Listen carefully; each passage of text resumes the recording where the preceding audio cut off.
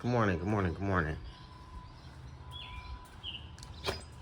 Well, good morning to me. So, just wanted to shoot a quick video, just putting an update out there. So, oh man, I forgot where I left off at on this car, but I had a lot of progress over the weekend. I'm so proud of this car. So, man, I was actually able to drive it. And the last time I drove it, the car actually had some issues with pulling. It just felt like someone was holding the car back, or something was holding the car back. It was like it was being pulled, and Patrick Rubio made a suggestion to check the TV cable, which is this guy. If you guys are unfamiliar with this car, so basically that TV cable pulls on a plunger in the transmission based on how much gas is being given, right? So how much your gas pedal is being pushed down. Anyhow, I took the transmission panel off, and I adjusted it based on my son pushing the pedal down. Basically, just making sure that, if the pedal was pressed fully down, that the plunger was fully in. Then the other thing I did before I did that was put this guy. I wanted to order a new cable because I've never ordered one, but I wasn't able to find one. So I put this linkage in here basically to pick up slack, and I got this link thing here from the parts, not parts store, but the hardware store. And based on the slack I had, basically I put the link in there to try to pick up that slack. Nonetheless, the car is doing a phenomenal job now. Another issue I was having is that I wasn't building enough boost, and communicating with another friend, a friend from the local Buick group here in St. Louis, Jesse. I don't know Jesse's last name, but he made a suggestion. He asked me. He said, Charles, how much boost is the car making if you brake torque it? And of course, doing it initially, it wasn't making any boost, and then I turned the dial, and then it started making a little bit of boost. And as soon as it hit 5, I let off the gas pedal because the car started trying to slide forward. And Jesse ended up coming over here, and one of the things that he pointed out, which Patrick also noted the same thing, was that this guy is more than likely stuck. So while driving the car, getting into it, the boost came on so hard, I couldn't stay in it for, first of all, I couldn't hit it. I couldn't push the pedal all the way down before the boost came in so strong. It was shooting past 20. So we know what that means. That's head gasket danger. I'm not running any methanol or any E85. I'm not doing anything just yet. I'm just trying to get the car adjusted right?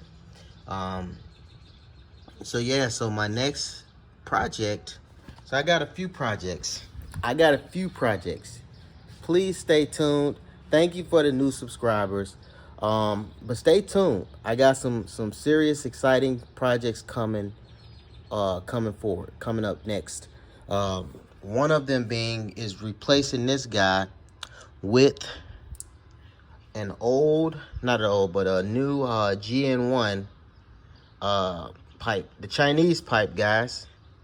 I would not say who recommended it, but I got a cousin that's running this Chinese pipe, and he's doing great things with it. So I can't wait to run it, GN1. So I'm getting a new GN1 pipe on here. I'm gonna end up changing some of this stuff up, but is going to be that. I'm changing the mufflers. Right now I have some type of big old school looking ass big mufflers, guys. I'm changing those mufflers out. I'm doing this whole front end here. First is, let me show you. I got some of the parts here already. So I've already started receiving some of the parts. So I'm changing out the bezels. And then I got an 87 grill. This is an 87 car, but I've never had an 87 grill. So I got an 87 grill that I'm putting on. And spoolful, I spoke to Mike. And I'm gonna eventually end up getting, he sold me on the bumper. So I'm gonna eventually end up ordering the front bumper and this clip. So this whole front end is gonna be new. Which I already have I've already ordered the spoolful bumper fillers. And check this out. This is not going on. I ordered them, but it's not going on just yet. So basically, I'm just giving you guys a sneak peek at what's coming, right? And I hadn't told you the biggest sneak peek yet. Hang on. I'm seriously excited about this. I wish I could tell you guys how excited I am. Look at that, guys. Tell me that's not sexy. Oh my gosh. I feel like a kid in a candy store. Look at that. Is that not beautiful or what? But yeah, so these are the headlights that I ordered for the car. So I'm doing the front end first, right? And after I get this front end tightened up, well, of course I'm talking about, if you can't tell, I'm also working on, the car is pretty much, my goal was to get the car running good first. And it's definitely running good. You know, it's running good enough for me to move on and not be stuck just focusing on one thing. The one thing I was focused on is the car running good. I feel that it's doing that. And with that being said, it's time for me to start doing some of the cosmetic work too. But on top of, hang on one second.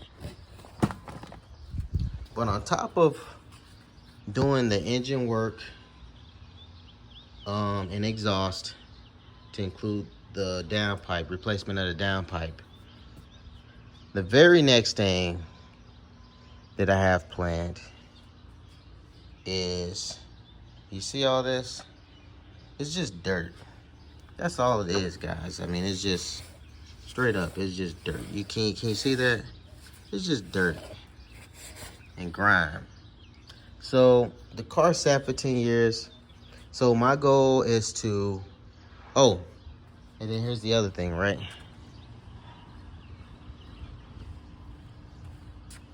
I have oil leaks. Yeah, I'm not dealing with no oil leaks, guys. So I'm pulling the engine out probably within the next week or 2 weeks. My goal is to have this thing out and take you along with me when I do it. So once I pull this engine out, I'm going to clean the engine up, take a lot of the stuff off of it, which I was thinking of potentially changing the head gaskets also, just pulling the heads and doing the head gasket job, putting some Cometic head gaskets on here. But you guys let me know what you think in the comments.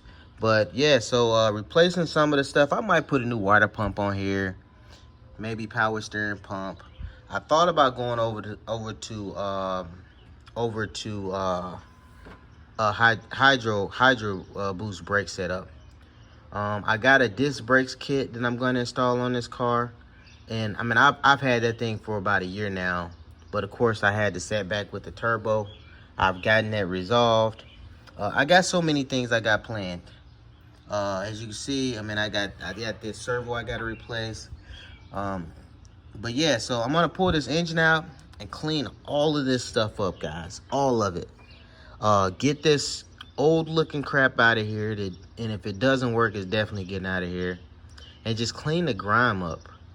Just get this stuff cleaned up. That is my goal.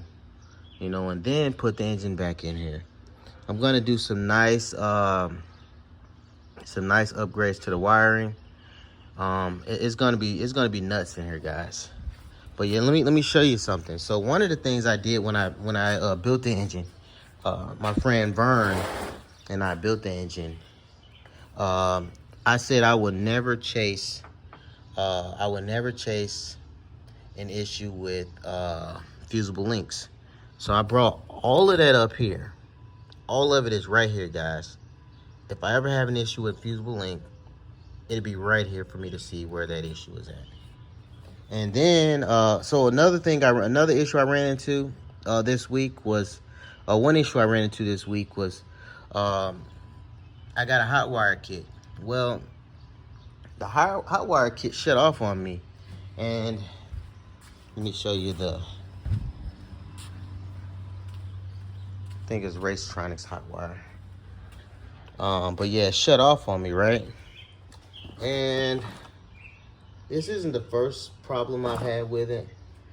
But let me show you. Hang on one second. So for those of you that are in the electronics world, you're very familiar with arcing. And, well, never mind. It's too much work right now. But nonetheless, the connector, right where the fuse was at, the terminals, one of the terminals began to arc. And I only noted arc because of the charredness that was on the fuse. And basically, the terminal wasn't actually, the terminal wasn't squeezing the fuse well enough. So it was causing it to vibrate, the little fuse pin to vibrate in the terminal. And long story short, of course that impacts how the car receives fuel, because if it's not actually making a solid connection, you're going to have issues with the fuel delivery because of the pump. Nonetheless, instead of going back with the smaller fuse, I said I will never ever have that problem. So I went with this guy. Yep. Hold on real quick. Oh shit, I need to pull that out. So I need to put a 20 back in there. I put a 30 in there for checking something else because I needed a fuse and I didn't have one. But nonetheless, which I got a 20. Let me go find one. But yeah, definitely don't run over amperage fuses. But you know, I'm not really driving the car right now. I just needed to be able to test it. But nonetheless, I did replace that fuse holder with a higher, yeah, it is a Racetronics. But I did replace the fuse holder with a higher, a bigger fuse holder. Yep. And then of course I put some new heat shrink on there. But yeah, guys, I'm super excited. Super excited. So I'm getting there. Oh, so I completely got sidetracked. Not forgot, but I got sidetracked. So when I pull the engine out of here, one of the things that I'm going to accomplish is fixing those fuel leaks. Not fuel leaks, but the oil leaks, fixing the oil leaks. And the way I intend on doing that is just replacing the oil pan gasket. I know I have a leak on the rear main seal. So I'm gonna replace all of that stuff, which I'm looking for the best methods for that rear main seal. My goal is not to take out the crank, but hey, I'm trying to actually fix it. I'm gonna put on a new timing cover, front cover as well, because the current front cover I have, I've got a leak on it. I know there's a crack on the front end of it, which I think I might have over tightened it years ago. I'm not real sure, but I definitely have a leak. So I'm gonna replace that and just basically just go over and knock as many knock as many of the oil jobs out that I can. So if there's a potential for it to leak, I'm just changing it. So I'm doing valve covers, of course, because I got the engine out. I may as well do it all. Yep. But hey, thank you guys for watching. Comment, like, and if you like my content, subscribe. But take a look at the upcoming videos. I think you'll be happy with it. Thank you.